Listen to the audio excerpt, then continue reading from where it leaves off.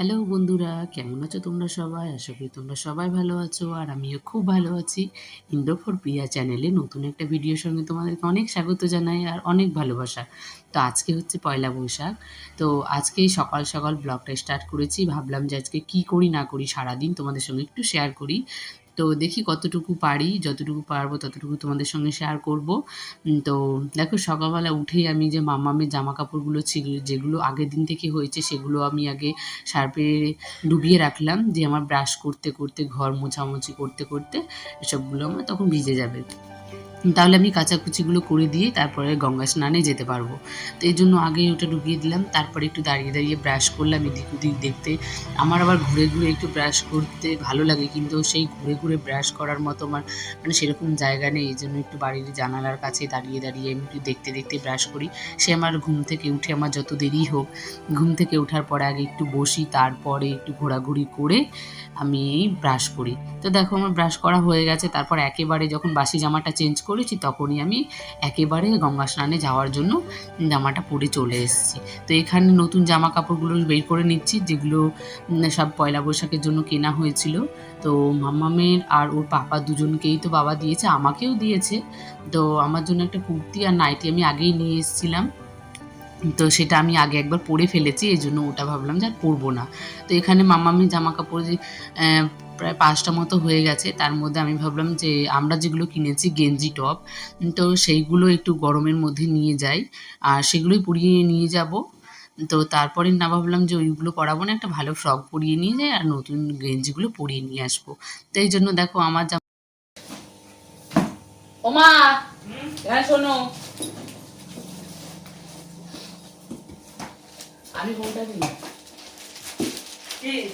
কোন শাড়িটা নেবা দেখো। আমার লাল নিতে ইচ্ছে করে। উনি কোনটা নেবে দেখো। কোনটা নেবা তুমি? তুমি কোনটা নেবা? আমার তো ইচ্ছে ছিল এটা নেওয়া। তা না আমার যেটা নেবে না। কোনটা নিয়েছো? এটা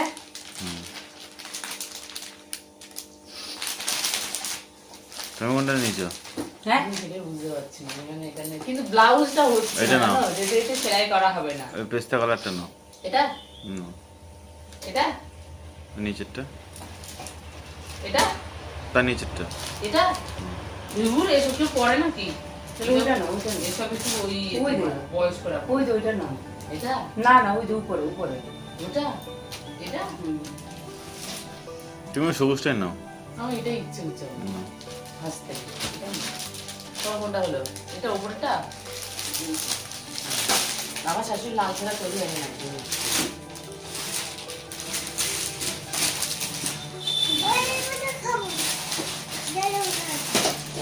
মাকে পেস্তাটা দিয়ে দিতে পারতো। কোনটা?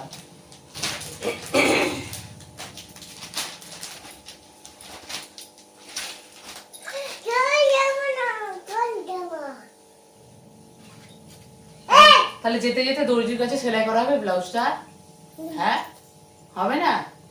এখন কে সেলাই করে দেবে তাহলে আজকে? কোন ব্লাউজের সাথে পরবো? মামাকে দেখা গেলে বাদ দাও। ও তোর মাথাটা নিয়েছে শুধু। আমি গায়ে কেউ পা দেয় একদিকে পছরটা দিই। দাও নমক। আমার জন্য এই শাড়িটাই নিলাম। ফার্স্ট থেকে আমার এই শাড়িটাই পছন্দ ছিল, আমি যখন থেকে এনেছিলাম। তো কালারটা এরকম বলে খুব একটা কারোর পছন্দ হচ্ছিল না, যে সবাই লাল হলুদটা একটু বেশিই চায়। কিন্তু আমার আবার লাল হলুদটা একটু ভালো লাগে না। যে কোনো জিনিস মনে হয় একটু আনকমন রঙগুলো আমার একটু বেশি ভালো লাগে। বিশেষ করে আমার হালকা কালারগুলো আরও বেশি ভালো লাগে। তো হালকা কালারগুলো পরলে সবাই বলে যে আমি বয়স্কদের মতো কালার পরি, কিন্তু আমার না সেটাই ভালো লাগে। কিন্তু সবাই বলে বলে এখন একটু চেঞ্জ হয়ে গেছি, যে একটু কালারফুল জিনিসগুলোই নিই। নাহলে আগে তো খুব হালকা কালারগুলোই নিতাম। আর এই গরমের দিনে তো বিশেষ করে হালকা কালারগুলোই পরে তো খুব ভালো লাগে। তো এখানে দেখো আমার বরের মানে বাবা গেঞ্জি দিয়ে পাঠিয়েছিল, কিন্তু প্যান্টটা দিয়ে পাঠাতে ভুলে গেছিলো, একটা হাফ প্যান্ট। তো ও একটা হাফ প্যান্ট ওখানে নিচ্ছিল। আর দেখো আমরা গঙ্গায় এসে গেছি। তো গঙ্গাতে আসার সঙ্গে সঙ্গে একটা এত বড় সাপ দেখেছি। তো এসেই সবাই সেটা দেখে ভয় পেয়ে গেছিলো, কারণ দুজন মাঝখানে স্নান করছিল, তো তাদের সামনে দিয়ে আসলো। তো এর জন্য সবাই চেঁচামেচি করছিল। আমারও গঙ্গাতে স্নান করতে খুব ভয় লাগে একা একা। কেউ গেলে আমার সঙ্গে ঠিক আছে, কাউকে ধরে থাকবো, তারপরে ডুব দেবো, সেটা একটা মানে মনে সাহস থাকে। কিন্তু আমি একা একা কোনোদিনও করতে পারি না। তো যেহেতু আজকে মাম্মামকে নিয়ে গেছিলাম, ওকে নিয়ে বলল পুজো দেবে। ও বলল নিয়ে যেতে, এই জন্যই নিয়ে গেছিলাম। তো যেহেতু মাম্মাম যখন আছে তাহলে তো মাম্মামকে ধরে একজন থাকতেই হবে। এজন্য ওরা দুজনে আগে স্নান করে উঠে গেছে, তারপরে আমি পরে স্নানটা করেছি।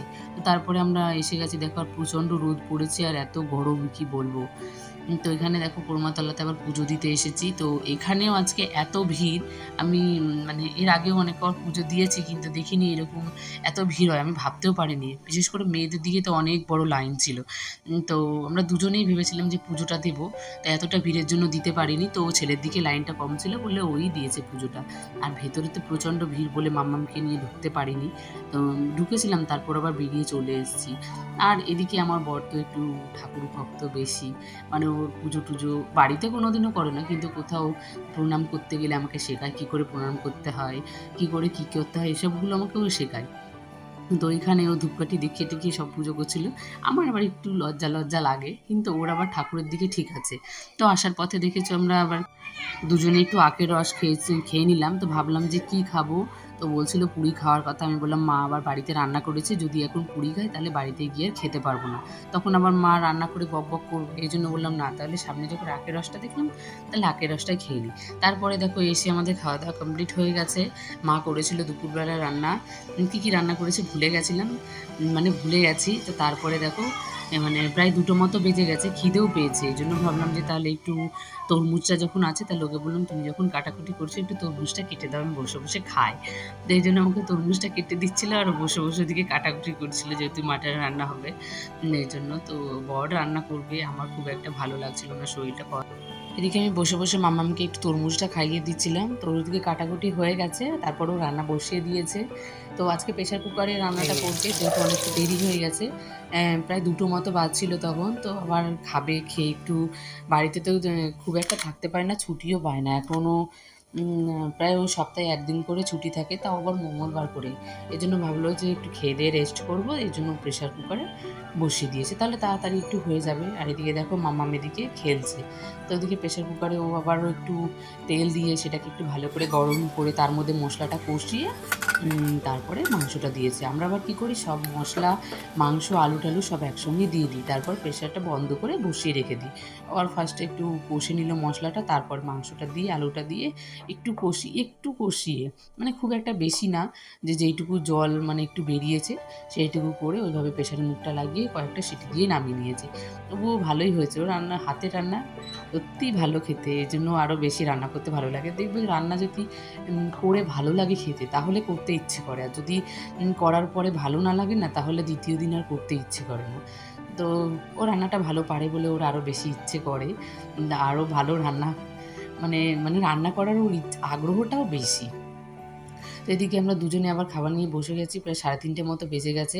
এদিকে মা করেছিল চুনো মাছ দিয়ে, আলু দিয়ে, পেঁয়াজ দিয়ে চচ্চড়ি। আর ওদিকে ওই মিষ্টি কুমড়োর যে ওপরে যে কী ওটাকে বলে আমি জানি না, ওইটার একটা আলু দিয়ে চচ্চড়ি করেছিল। তারপর আমাদের খেয়ে দিয়ে একটু রেস্ট করে তারপর আবার সন্ধেবেলা এই যে সব পয়লা বৈশাখে মানে হালখাতা করে নিয়ে এসছে। আর কতগুলো মিষ্টি দেখো, একটা মিষ্টির খাপ তো পুরো খেয়ে শেষ করে ফেলেছে। আর কাকে মানে সামনের বাড়ির একটা কাকুর মেয়ে এসেছিলো, তো ওর বাবা ছিল না বলে ওদের কোনো মিষ্টি আনেনি। তো এই জন্য আমরা তার মধ্যে থেকে মিষ্টি দিয়েছিলাম, যেহেতু আমাদের অনেকগুলো মিষ্টি ছিল। আর ফ্রিজে রেখে রেখে খুব একটা বেশি দিন ভালোও লাগে না খেতে, এই জন্যও দিয়ে দিল। এদিকে মাংসটা গরম করছিলাম। তো আজকের মতো ভিডিওটা এখানেই শেষ করছি। ভালো লাগলে প্লিজ একটা লাইক করো, কমেন্ট করো। আমার চ্যানেলে যদি নতুন হয়ে থাকো চ্যানেলটা সাবস্ক্রাইব করে দিও। টাটা।